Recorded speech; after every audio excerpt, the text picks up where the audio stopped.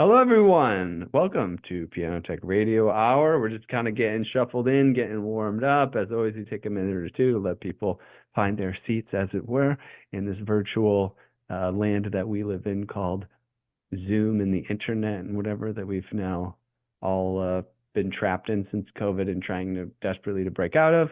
Um, we'll get started here in a minute. We should be streaming to Facebook and YouTube and various channels. We're actually starting to experiment with streaming to Instagram, and I think we had a successful Instagram stream a week or two ago. So maybe we'll see you out there on Instagram as well, and wherever else we can put you. Eric, do you have a YouTube channel? I do, yeah. Okay, well, we might be streaming it out on Eric's YouTube channel. Who knows? We'll talk with Eric about setting that up momentarily. But we can do that if we'd like to. But in the meantime, for those of you that are watching us out on the stream, you can actually jump in here and be in the Zoom call with us, ask questions, interact. Maybe if you have something interesting to say, we can bring you up on camera even. So we will put some links in the chat so that you can do that. And join us and get a little bit closer to the conversation. And now it's about time I'll give an intro so you know what exactly you're getting yourself into if you're watching out there and this is your first time. This is Piano Tech Radio Hour. It's brought to you by Piano Technicians Masterclasses.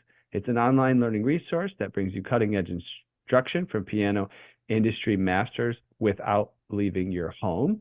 And what we do here is we gather here every Saturday, meet with and learn from the most fascinating and knowledgeable folks in the piano world, manufacturers, rebuilders, musicians, makers of other instruments, and of course, piano techs.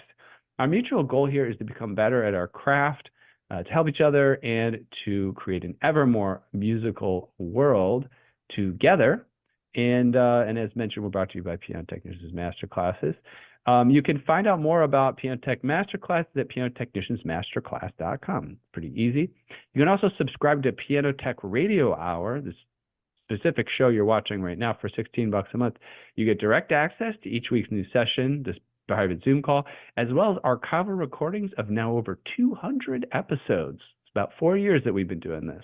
And so you can join Piano Tech Radio Hours community at bit.ly/join PTRH, bit.ly/join PTRH. Couple announcements up front before we meet our guests for today. Make sure you check out the actual podcast affiliated with this program, pianotechradio.com. We release archival episodes of the show about 2 years back, and then we're also releasing newer episodes. So you might find this episode out there on the podcast within about a month or so. And then we started blogging as well. We're finding our deep dive content in the archive, stuff that talks about the really, really high-end stuff like voicing, regulation, concert prep, rebuilding, even piano design, historical instruments, harpsichords, all this really great content that you really can't get access to unless you travel far and wide and meet with experts in the industry. Bring it all to you in the member area. So what we'll do is we'll write blogs about it, so you get some really great information and you can see what the content's like. If you like it, after you read the blog, you can jump on in and subscribe to the actual masterclass content. So you can check out pianotechniciansmasterclass.substack.com due to the blog. Make sure you get our socials at Piano Tech Masterclass, Facebook, Instagram, LinkedIn, Twitter. Check them all out. And then we just did a masterclass with Dean, the famous Dean Rayburn, an industry great, over 40 years of experience. We did a masterclass on action geometry. And Dean's just really a wonderful instructor. Really lots of great information there. So you can check that out. pianotechniciansmasterclass.com/Dean-Rayburn-2024. All right, there's the announcements. And it is now about time to introduce our guest for today. He's been brought to us by our good friend Hannah Reimann, who you can see regularly on this program. And he's really a gifted pianist. Let's hear a little bit about his background before we get into the conversation. Pianist Eric Clark has garnered acclaim worldwide for his performances. Critics praise his mastery of various composers, from Stravinsky to Liszt, noting his precision and grace. He has showcased his talent as a soloist with orchestras across the globe, including notable performances of works by Said? I I know I didn't say that exactly right, Hannah. You can correct me later. Beethoven, Chopin, Mozart, Bach, Haydn, Grieg, and Tchaikovsky. As an orchestral pianist, he's collaborated with renowned venues. You might have heard of Carnegie Hall, for example. Beyond classical repertoire, Eric is dedicated to championing new music, recording Christian Kriegscott's Le Mat 22 Arcana, and exploring chamber music with violinist Artur Kaganovsky. Hailing from Bergen County, New Jersey, Eric's musical journey began early, leading to studies with esteemed mentors and earning degrees with honors from Carnegie Mellon University. Additionally, he's an accomplished visual artist, which I'd love to also talk about today. Eric, welcome to the program. Thank you so much for joining us. Thank you for having me, Ethan and Hannah. It's great to be here. Yeah. So thank you for sitting through the lengthy introduction. Hopefully it was informative for you. What I'd love to do is just jump on over to Hannah and just get a little background on it. So Hannah knows you. She gives us great recommendations for folks that to be on the program. We've, industry and historical greats like David Amram have joined us and things like this. Hannah, tell us, why I thought Eric might make a good guest for the show. Thank you, Ethan. So I met Eric last July, during the 3rd annual International Stretto Piano Festival, which everybody on your channel by now knows that I'm the founder and artistic director of. One of the things that we do at the festival, since there's only one showroom in the world that has a piano with narrow keys in it right now, and it's located in Bayreuth, Germany, with Steingraber. So, we have these kind of makeshift showrooms after our concerts, and invite artists to the stage one by one to try the keyboard. And that is something that I have wanted to do since I was a student, since I first had my piano rebuilt. And after Steve Stanbird's concert last July, Steve, who we also had on Piano Tech Radio, Steve, yeah. was a ton of people. And I think Eric is one of his friends and colleagues. Yeah, Disler was there. So everybody's coming up to the piano and playing. And Eric came up and he started playing Islami. He was like, I was like, whoa.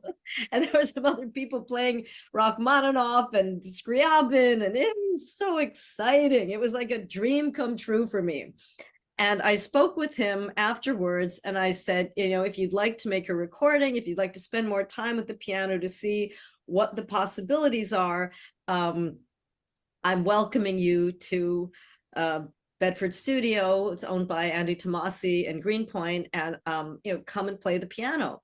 And he was one of the few people who very quickly took me up on that offer after we moved the piano into Bedford Studio. And I was so tired after the festival. I could barely move. And we went up there, and Andy has these big leather couches. So I just kind of like lied down, and Eric played like hours of virtuoso music. And it was wonderful. And I was, interested in having him play for the festival, and he has agreed to. I will be featuring him as the final performer in our closing night concert. Wonderful. On June 4th at Symphony Space. I couldn't be more excited to have him playing after Jed Disler's 45 minutes of Thelonious Monk, and then Steve and Zach Brock. Zach's like a very well-known jazz violinist who's played with Snarky Puppy. He's like a big drawn, beautiful guy. Wonderful. And it's called Jazz Meets Classical, and Eric will be our virtuoso playing Chopin and Balakirov's Islami at the end. So that's my story about. Well, that's a great introduction. In addition to our formal introduction, a little informal one. Eric, I'm itching to hear you play, but we need to hear you talk a little bit before you play, because everybody else has talked a little bit. You're living in New York, and you went to Carnegie Mellon, a little bit down the whatever the highways over there in Pennsylvania. What's your musical origin? What's your background story? How did you get into this thing, and why did you choose to become an artist as you are? Yeah, great questions. I would say I have a little bit of a different background than a lot of people in that in my teenage years, I did a lot of rock bands playing. I was in a number of groups, and like when the high school pop show had come up, I would be in like 3 different bands because a lot of people asked me to play. So I do have, I haven't been active in that area lately, but I do have roots in that genre, I would say, and also playing for musical theater shows, like, you know, different productions, and community theater. I did a lot of that too growing up. But classical was always a passion. Um, but I was kind of not sure about whether I wanted to do music. My parents kind of scared me, you know, that it's a dangerous thing to do. I should have a backup plan and so forth. So the 2 choices I had were Carnegie Mellon and NYU. And I went to Carnegie Mellon, I guess, to get away from my family a little bit, to, you know, be on my own and figure things out. And within me, I was a chemistry and piano major. Maybe I should Nice. fill in on that. So I really wasn't, like, if you had asked me in high school, like, what did I want to be when I grew up? Like, I didn't think I was going to be a pianist, actually. I thought probably I'll be some kind of scientist, and the piano is just like a passion. But when I got to school and I was on my own, I found myself just procrastinating all the time from my classes, just practicing. And I met my professor there.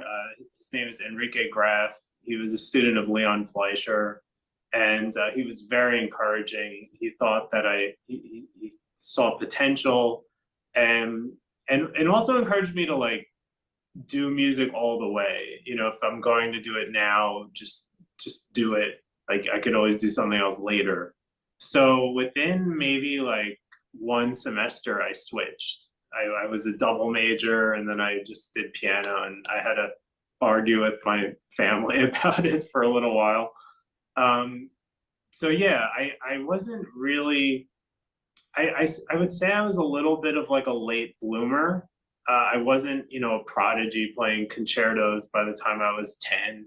I did play. I started when I was 5, imitating my mom playing the piano. She could play like Clementi sonatinas and the Moonlight Sonata first movement, that sort of thing.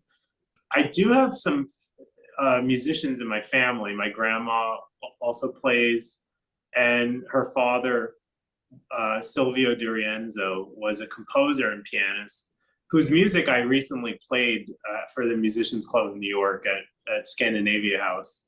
So it's sort of in my background. You know, the piano was, I was hearing it at a young age. Yeah. Wonderful. Musicians Club of New York at Scandinavia House. That sounds fun. I've got to check that out. Now, is it always at Scandinavia House, or do they kind of rotate locations? Or? They rotate locations. They've done things at Bruno Walter Auditorium and something called the Liederkranz Club. I've been there once, but I don't remember where it is. And yeah, they do different venues. I've seen things at Steinway Hall by them. Yeah. Wonderful. Yeah, so we have our piano tuning company in New York City, Floating Piano Factory.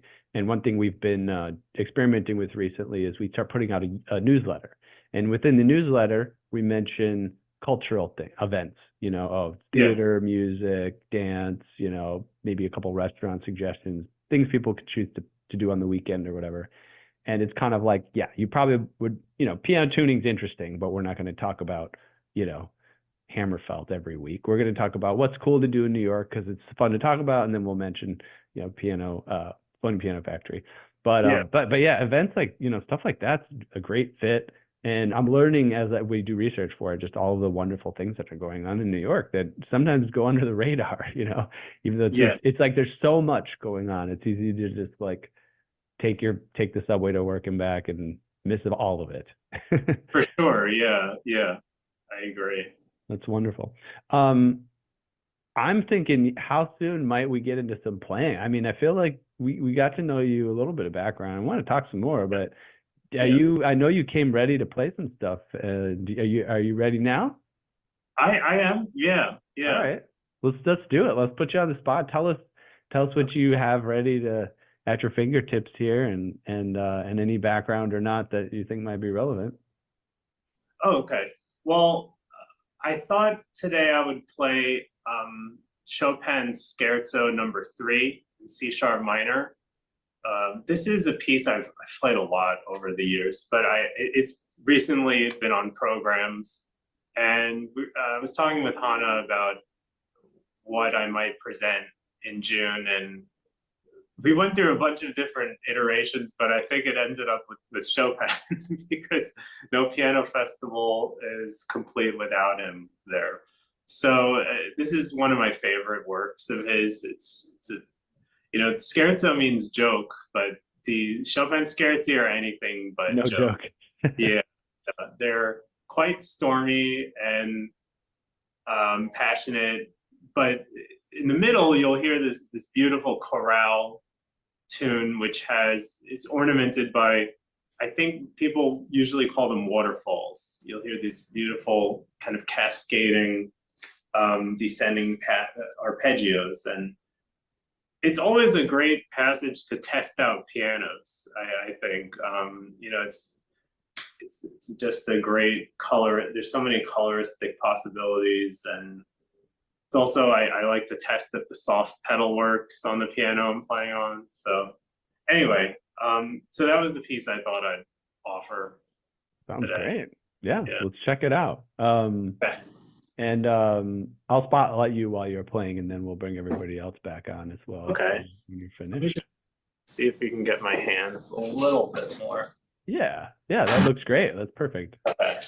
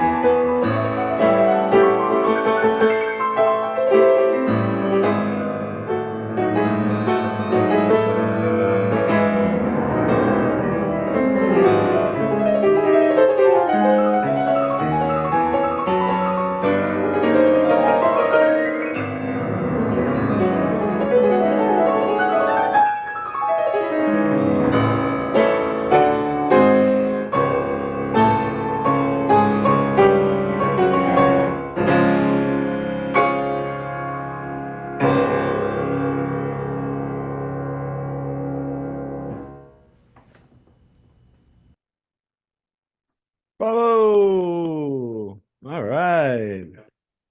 Thank you. Nice. Yeah, that's no joke.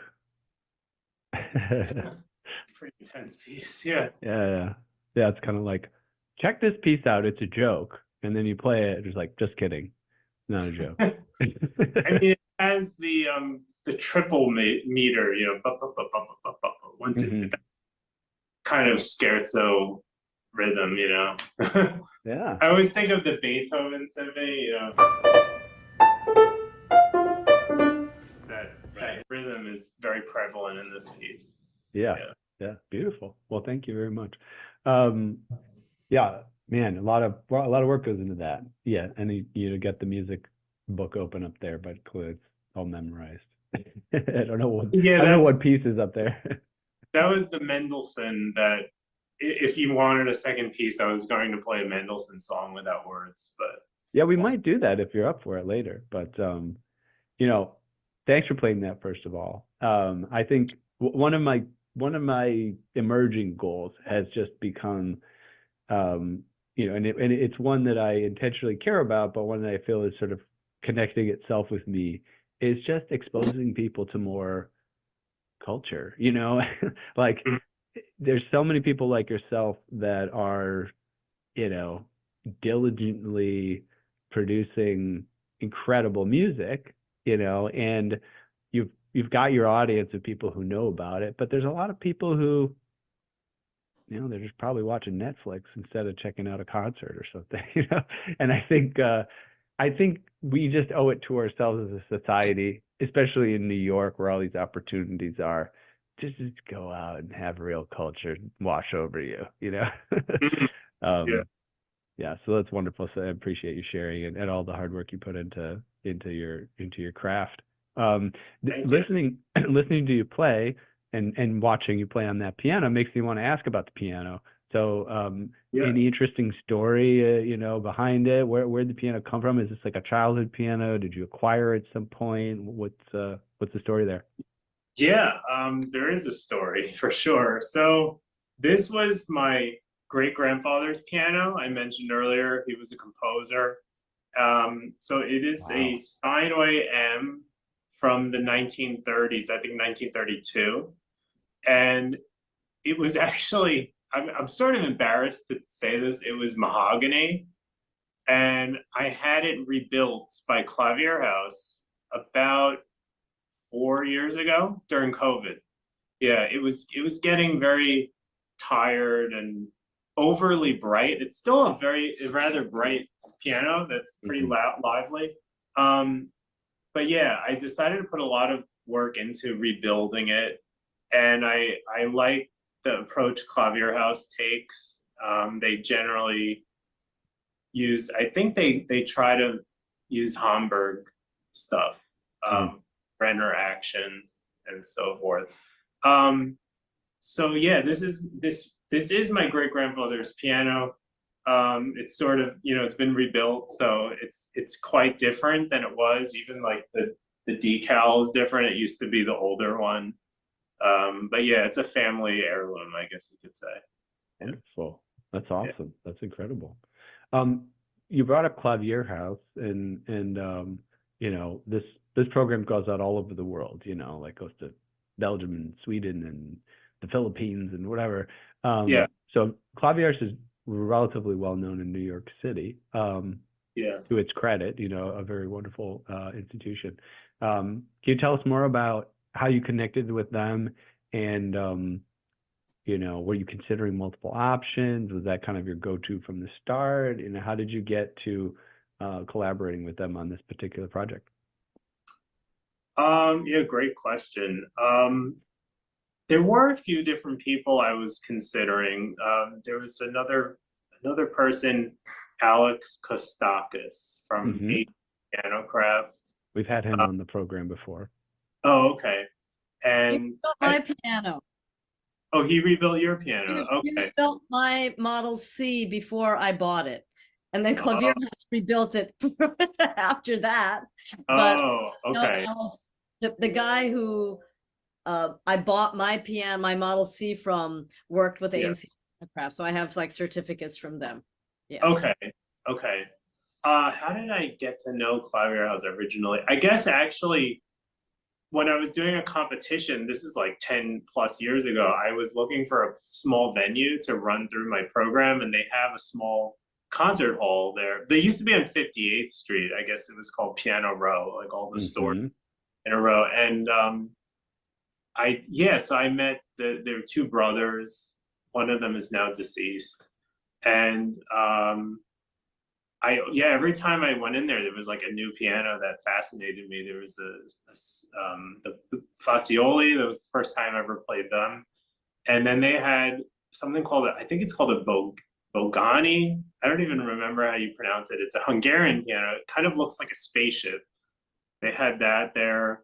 But I really loved the rebuild pianos that I performed with the violinist you mentioned, Artur Kaganovsky. We did all the Brahms sonatas on this rebuilt late 1800s piano.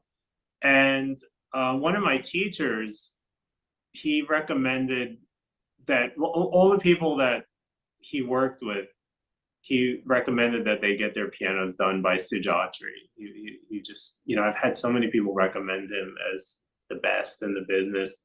And this teacher was kind of an influence on me. It's funny you mentioned pedaling, because he was like a specialist in the pedal too. So all this fine stuff I couldn't really do certainly I couldn't do it on my digital piano, and I couldn't do it on my old piano at home. So that was another reason that I went ahead with this, because it was a pretty, it was an investment. Yeah. Yeah. Wonderful. Yeah. Thanks for sharing the story. Yeah. It's always interesting. I mean, our core audience is piano technicians, of course. And so yes. we're always fascinated by people's relationships with their pianos and pianists and their relationship with their, technicians and things like that. Yeah. Anything else? I mean, it's clear the piano's been around for a while. You hadn't had a chance you grew up with it in your house too, like with your family, even though it was your grandfather's. Was it like at his house? Was it at your parents' house, like for your whole childhood, or what's been your experience with it throughout your lifetime? Yes. Well, I was fortunate. I grew up, my earliest years, I was living downstairs in like a split level house, and my grandparents lived upstairs. So the piano was with me. I could play on it, whenever I wanted. And then when we moved to our own house, like my parents moved out, we got the piano. And it's funny, like my mom never wanted to give me the piano. She always said, well, not until you're settled, whatever that means. But during COVID, she agreed Married, right? to move. It means married. Yeah, I guess. Yeah. Married, but like, whatever, like You bought a house or bought a house. Yeah. But somehow during COVID, actually, she agreed for me to get the piano. So I don't even know if it really belongs to, I guess it's mine technically at this point, but because I'm the only one who really plays anymore. But yeah, I was always, Come try to take it away from me. Yeah. And it's always been my piano, like growing up, Sure. we had, yeah. And what's been your evolution of understanding the instrument, right? I'm sure, you're a kid, you see the piano tuner come every once in a while, whatever, maybe you're interested, maybe you're not. Yeah. You ever like open it up? Do you ever get to understand how it functions, different piano tuners throughout the years? Like what's been your relationship on that angle of it, if anything? No pressure. Yeah, well, I would say that I've always been interested in it, but I never really had the time to learn for real. I mean, I guess I've done a little like spot tunings just with fixing something that was really bad. Yep. But it's a fascinating topic. When I was at Carnegie Mellon, I took a class called Physics of Musical Sound. And that was pretty eye-opening as to the mathematics of it and the tuning schemes, the evolution of tuning schemes, and how there's really no perfect tuning possible. I mean, I'm totally messing this up, I'm sure, because I'm Good so far. But you have to like stretch the top a little bit, and like it was fascinating, and also like the idea of just tuning versus like the even equal temperament and mean tone. So I was fascinated by all that. And then later on in my college experience, the tuner, the technician, he started having classes for people. And I went to like, I only went to one. I should have gone to them looking back, because I have friends who now are like, they're tuning piano, like they became licensed, and they're like their side hustle in addition to being a pianist. And he helped me hear the beats. I never could hear that before, so that was very interesting to understand like what that means. So yeah, I mean, I've always been interested in it, but I don't really have any specialty. Yeah, Gone deeper than a lot of people have. Even as far as you have. I was just, we bring on new technicians on our team in New York and kind of show them the ropes. So I was just talking with team members this past week about some of these fundamentals, and the Pythagorean comma is maybe something you learned about. Hannah, are you familiar with this? Probably not. Pythagorean comma. So basically, in brief, which I don't know if I can describe this in brief, but basically a piano string or any type of string, when you divide it into thirds, then you basically get the fourth or the fifth, depending on whether you go up or down, and so basically, we all know about the circle of fifth. If you keep going up a fifth, up a fifth, up a fifth, then you end up at the original pitch, right? Yes. But if you actually do that with an actual string, or even if you just do it mathematically, if you cut something into thirds and then keep cutting that into thirds and into thirds, you don't actually get back to the original pitch. You get a little bit off. And that number is an actual consistent mathematical constant, if you want to call it that, something like pi or E or whatever. And it's kind of a mystery when you try to like confront it, right? It's like, well, intuitively, as musical people having musical ear, we just imagine that circle of sequence of pitches comes back to the original exactly, but mathematically the universe says no. And it's kind of one of those things you can just sit back and go, yes, it's just something to sort of let wash over you and be like, well, I don't get it, but okay. Is that related at all? I'm going to also botch this, but if you add up all of the fifths, you get one number, and if you add up all the octaves, you get like a different number. They don't line up. Yeah, that's basically a similar concept. Yeah. Okay. Similar concept. Yeah, if you go up and up, yeah, exactly. So if I were to go, let's say at a very low, because if you want to just keep cutting the string, you have to go higher and higher and higher pitches, right? So, but if I do it by octaves, then I'm going to just double the note, right? So start with like, you had 440, you have 220, you have 110. So let's say you have 55 hertz, right? 55 hertz is a low A. You go up to 110, 220, 440, 880, and so forth. But you get to a certain number, and it's like a nice round number, like 880, right? Or 1760 or whatever it is. Yeah. Well, if you do that same thing through fifths or fourths, and you go up and up and up and up, that's exactly what you're talking about. You will not get to that even number, right? It'll be slight, it'll be close, but it won't be exactly there. Yeah. And if you go by fifth, if I get this right, you will be a little too sharp. And if you go up by fourths, I believe you'll be a little bit too flat. Okay. Yeah. I'm also interested in, I think I heard that some of the historic recordings, people like Alfred Cortot, were done on pianos that were tuned like mean tone or different temperament. Oh, certainly. Yeah, that's a whole world. All right, well, that was a fun rabbit hole. Yeah. I love hearing about that kind of thing. I think another performance would be kind of cool. We could do it now, or we could chat a little bit more. What do you think what do you feel more comfortable with? Yes, Hannah, what do you got? One more story, and then I think Eric, what do you got? Oh, are you going to be playing Mendelssohn, Eric?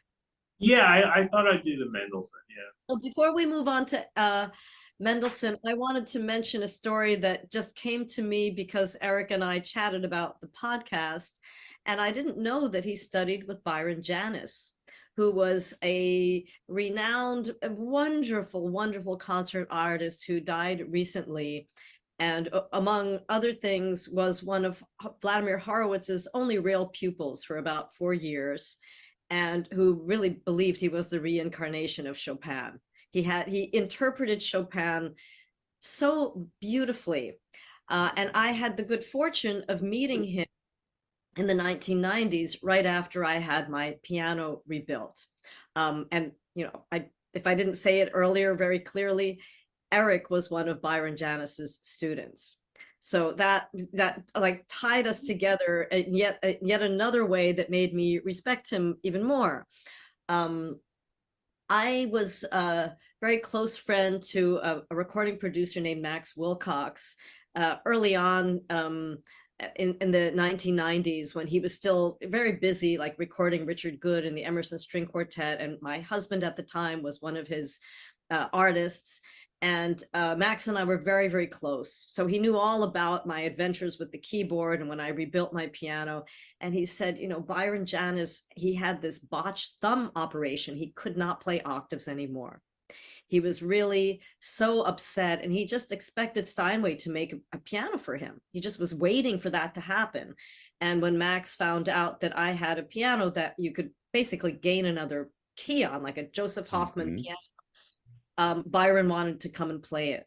So I welcomed him to our house. I was with Paul at that time, and we lived on 86th Street and Park Avenue in this very big apartment. So it was kind of like we had a little concert hall in our house where we could have house concerts. And I didn't want to interfere with Byron's privacy, but you know, I left the door open to the long hallway and the back part of the apartment, and it was one of the most glorious memories I have of hearing Chopin.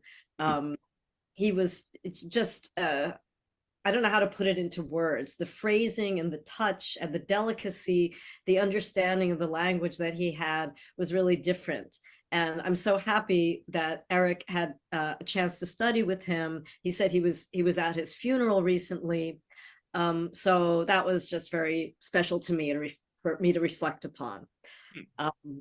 And then I think Eric should tell us about this next piece and his relationship to it, maybe, and you know why he would like to share it. Great. Sure.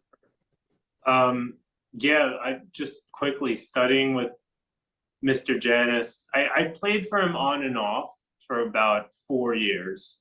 The first time I played for him was 2017, and probably Chopin was the composer I played for him the most. It was, you know, we worked on the second sonata, the famous Funeral March sonata, and I would say he was more of a coach than a teacher. He wasn't like explaining the nitty gritty of how to play the piano, but his main emphasis was on singing.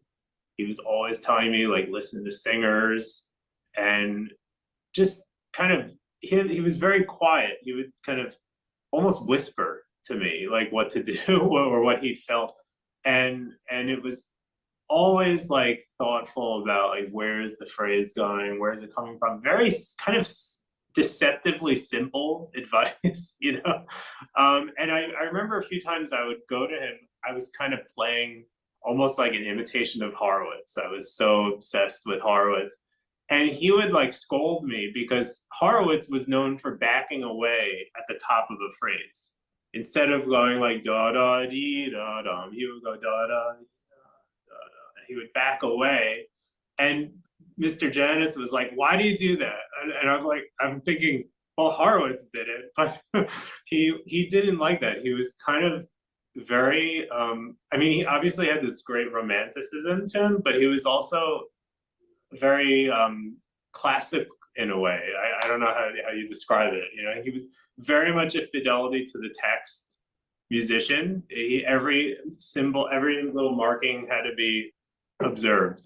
Otherwise, he was not happy with me. So anyway, all right. So I'll be playing this Mendelssohn duetto.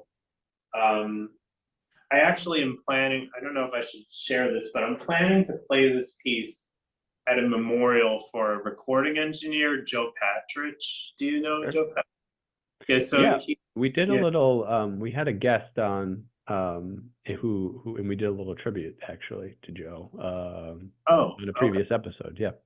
Yes. And Eric, Joe was not exactly a student, but he looked up to Max Wilcox, and I know Joe because we were part of Team Max when Max got Alzheimer's disease, and Oh, John Gingrich and Joe Patridge and we were at his farewell party, and we would get together, and we wanted to help Max. So Joe became a close friend of mine, and he was with me at the first Stretto festival. He recorded it. And oh, wow. that was the first where there was no audience. It was all virtual. And Okay. he recorded for us so that I could have a broadcast. I had like 5 artists in New York then, including Yeah. myself. And I'm so happy that we had that experience with him.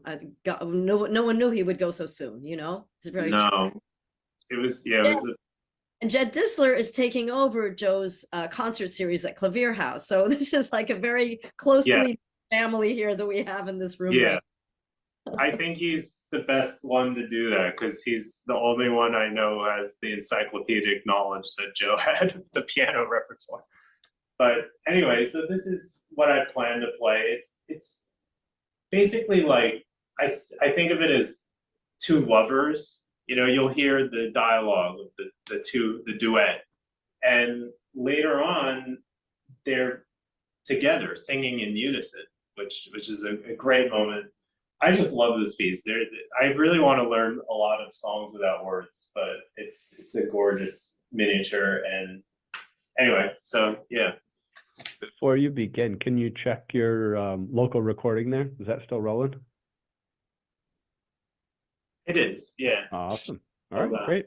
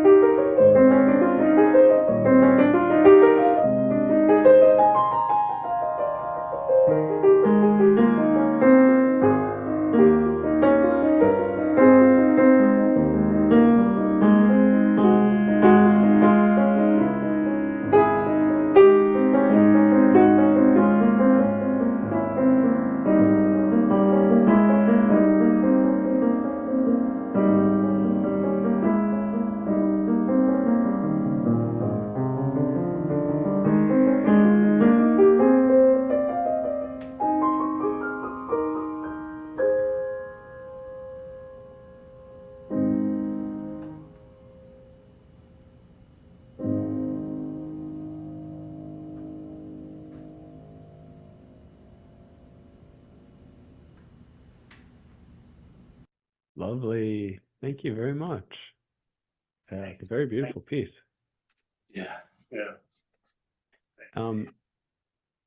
Did you say how you arrived upon that piece? Like what's been your experience with this type of music previously, or how it came to be the next one on your repertoire? Um, Well, when I thought of, somebody asked me if I would like to play at this memorial, because I was pretty close with Joe. I lived in his first floor apartment for a year, and I've been friends with him for years, like over a decade. Mm. And I was just thinking of like really lyrical pieces that are just very singing and gorgeous. And there were a couple contenders. I was actually thinking of playing a choral prelude by Bach that I love, Ich ruf zu dir. It's for the organ. And then there was another Cortot transcription called Litany. It's a Schubert song. But this one came up to me because there's a recording by one of my favorite pianists, Ignaz Friedman. And that recording is just like sublime. I don't know, it's captivating. So I played through all of those pieces I just mentioned, and I've actually been teaching the duetto to one of my adult students. So it was a little bit convenient. I thought, oh, I'll just do that because it's already, I'm already familiar with it. And but it's very tricky, actually. Like all these running triplets, and it's hard to memorize. I do plan to memorize it in the next week or so. It's almost there, but yeah. So Hey, we're going to be wrapping up soon, but I'm really curious as you're talking through this, and maybe Hannah, you could chime in as well. How do you explore and discover within the realm of classical piano? Are you listening to, there's classical radio stations, of course, nowadays there's like Spotify. Do you get recommendations from, teachers or friends, or how do you, and I'm specifically asking, just unabashedly for myself, because I don't get to explore classical piano as much as I really like to. But also for those people that are listening where, same thing, how do I dive a little bit deeper into the classical, what's available in classical piano, or how do you approach it? Go first, Eric. Oh. You Okay. afterwards. A couple of things were going off in my head. I think I've personally discovered a lot of repertoire through attending competitions in my earlier years. I would go to piano competitions, I'd see what people are playing and hear things that were like, oh my God, I want to play that piece. What is that piece? Like I had a lot of moments like that in competitions, and also festivals, summer festivals, and certainly radio when I was growing up. I loved listening to like David Duvall's program every week, and I guess now you have the equivalent of that with like Jed Disler has a program. I think it's called Between the Keys. So yeah, I mean, also my teachers, the teachers I had, they always were sharing interesting ideas. But yeah, I would say that those are the main ways that I discovered the piano repertoire. I also was fortunate to have a lot of music from my great-grandfather. And I had a really cool book that I lost now. It was a directory of duo art piano rolls. And it was kind of a cool relic from the past. I don't know what happened to it, but it had all the famous pianists of the day and their recordings listed with these fascinating descriptions. I don't know if, I think David Duvall used to talk about James Huneker, the notes he would put in the Chopin editions, and how they were almost more captivating than the music. They're so well described. And that's how this book was. So I read about, Hungarian Rhapsody No. 9 of Liszt or whatever, and I'm like, oh, I want to hear that piece. So, there was, that was another thing growing up. So I know there are there are books like that you could get, you know, about the repertoire. Or Mhm. read The Great Pianist by Schoenberg. That's a classic. Hmm. Yeah. Thank you for sharing. I appreciate that. Sure. Anna, any other thoughts Well, before we wrap? I'm older than you guys, and I have had this incredible luck to have the parents that I had who took me to concerts since I was 2 years old, and I traveled all over the world. I heard like, I think the St. Matthew Passion was one of the first things I heard when I was a toddler in some church in Germany. And my mother was this Korean woman who was just fanatic about classical music, like a lot of Koreans. So if Mitsuko Uchida was playing all of Mozart, I would have to hear all of it live. If there was a Schubertiade, she would get tickets for us every year. So I went to the Schubertiade at the 92nd Street Y for years. I think I still have all of the festival programs from that. If Oh, wow. Brendel or Good or anybody was playing all the Beethoven sonatas, I had to hear all of them. And at first I was like, Mom, I'm practicing 6 hours a day. I'm going to lose my mind. I can't listen to this much classical music. I would like argue with her.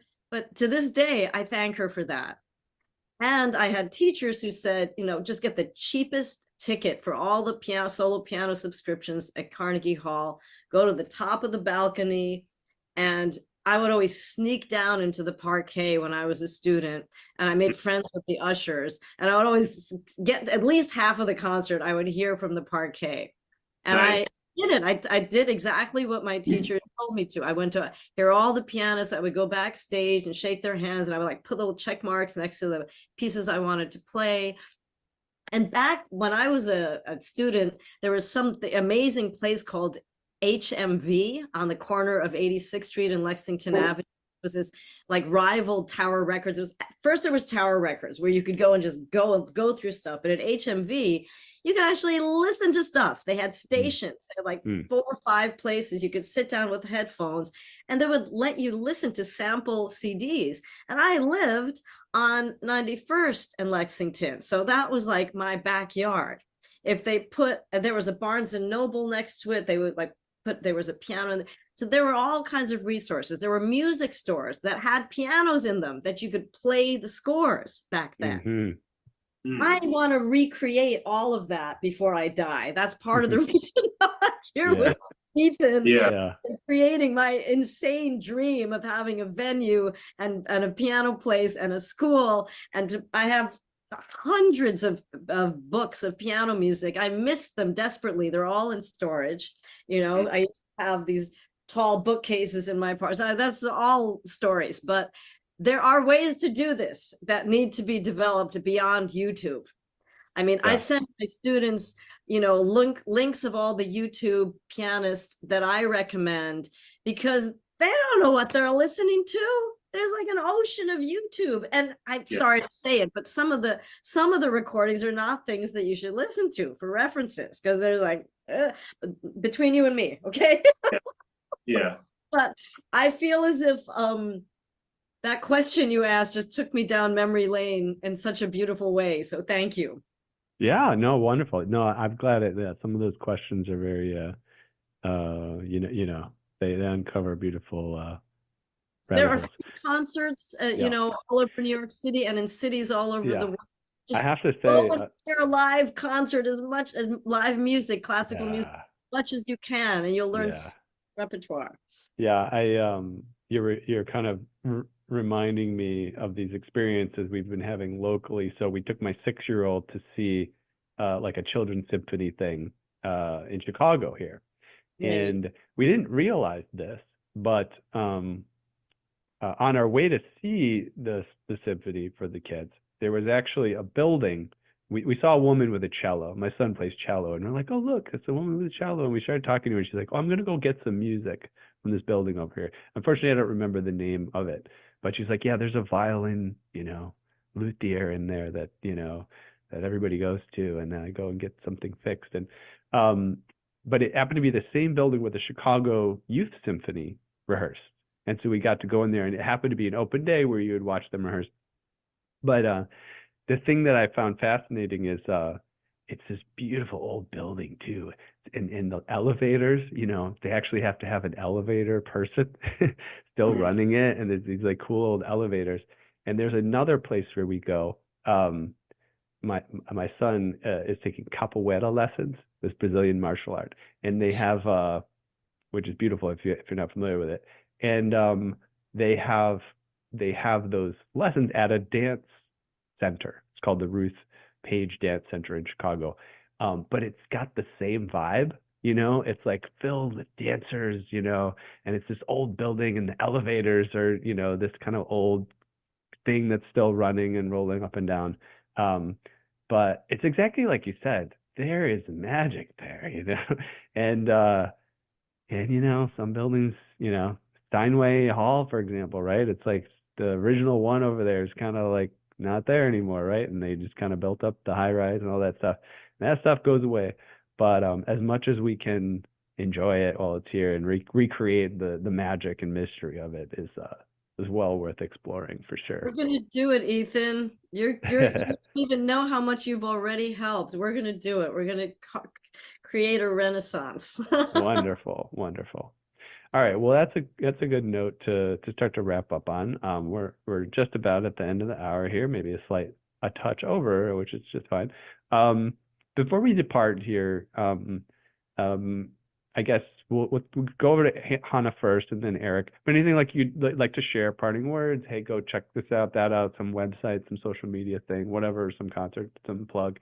Hannah, what do you have? And then we'll cut over to Eric. Of course, I have to talk about the rest of our concerts at the 2024 Stretto Piano Festival. I think I mentioned it last month, but here I go again. May 25th through June 4th, we have 5 days of concerts, including the music of David Amram. Eric will be playing Jed and Steve, as I mentioned earlier. We've got pop and jazz and classical. There's a Sunday with the 2nd of June, we'll have some living women composers. It's like all the women are on Sunday, and then it's going to be all guys on the final night on Tuesday. So we have wonderful concerts at Symphony Space. Please go to strettopianoconcerts.org/2024. And you can see all of the ticket links. You can see all of the performers. We also have a dozen concerts all over the world. David Clavins is going to be participating. So we have a Latvian pianist playing on the first day of the festival. We have people in Dallas, San Diego, Victoria, Winston-Salem, North Carolina, London, Melbourne. I'm overwhelmed with joy at the collaboration we have this year. It's really our biggest year yet, and we're so honored to be able to share it with you, and that you've supported us for the past year, Ethan. We've May 2023 we started here, and just so delighted to have Eric join us today. So that's my pitch for this. Wonderful. And we'll keep spreading the word. We'll highlight it. We got to remember to highlight it in our newsletter. Remind me. We'll put it in our new cultural newsletter as well for floating piano. Eric, anything you want to share? Links or tips or words of advice? I guess so. This whole year, I've been wrapped up in applying for my doctorate, and I'm pleased to say I'll be going to Manhattan School of Music starting the fall. But Wonderful. Because I was so concentrated on that, I don't have too many concerts at the moment. I do have the Beethoven Second Concerto coming up on June 3rd, and that's at the Broadway Presbyterian Church. It's near Columbia University. I also wanted to share that you mentioned earlier period instruments. I did kind of specialize, well, not specialize, but I had a foray into that world for a while. And if you go, I was the only American, and I was a semifinalist in the first international Chopin competition on period instruments in Poland. Wow. So if you search for my name on YouTube and Chopin, those performances come up. They're on Erard and Pleyel pianos, which might be of interest to people. Definitely. Yeah, definitely. Yeah, that sounds great. We'll go check it out. Appreciate that. Great to hear Perfect. that. Perfect for our audience. All right. Well, we'll wrap it up. I'll do our outro. We have reached the end of another musical journey here at Piano Tech Radio Hour. Thanks to Eric Clark and Hannah Reimann for joining us today. As always, we're brought to you by Piano Technicians Masterclasses, cutting-edge instruction for piano industry masters without leaving your home. For those of you that joined us today, by signing up for this session individually, you can make your life more convenient. You could subscribe to Piano Tech Radio Hour at just $16 a month. You get the recording of today's session in a member area, automatic registration for each week's new session. You could sign up at bit.ly/joinptrh. That's bit.ly/joinptrh. And then briefly, those plugs that we're doing lately: podcast, pianotechradio.com, the blog, pianotechniciansmasterclass.substack.com, our socials at Pianotech Masterclass on Facebook, Instagram, LinkedIn, Twitter, and check out our masterclasses every third Thursday of the month. And our most recent one with Dean Rayburn on action geometry. You can still check that out at pianotechniciansmasterclass.com/Dean-Rayburn-2024. Okay, everyone. Thank you so much for joining us. We'll catch you later. Thank you, Ethan. What? Thank you, Eric. It was a pleasure.